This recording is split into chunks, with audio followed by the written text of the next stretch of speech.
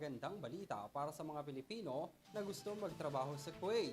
Pinapayagan na kasi ng gobyerno ng Pilipinas ang pagpapadala ng mga OFW sa naturang bansa. Ito matapos ang kasunduan ng Department of Migrant Workers o DMW sa gobyerno ng Kuwait. Si Alvin Palobello para sa detalye ng balita. Pinayagan ng muli ng gobyerno ng Pilipinas ang pagpapadala ng Overseas Filipino Workers o OFW. Base ito sa naging huling pagbisita ni Migrant Workers Undersecretary Bernard Olalia sa gobyerno ng Kuwait.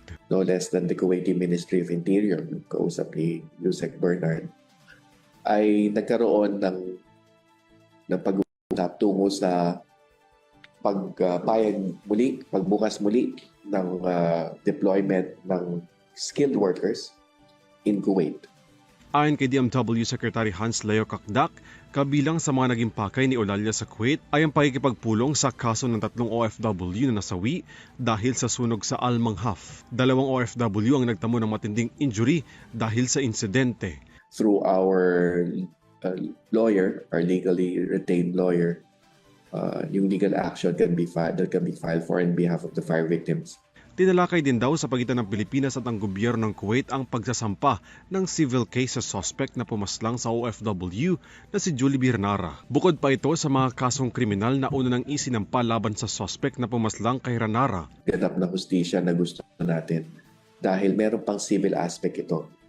And right now, we're working with the lawyers and the family of Jollibee. Andito lang si nanay noong isang araw sa DMW. Sinasagawa ngayon yung filing of the civil action for damages against our lawyer. Napagkasunduan sa pagitan ng Kuwaiti government at ng Pilipinas ang muling pagpapadala ng parehong skilled workers sa Kuwait at maging ang mga domestic workers.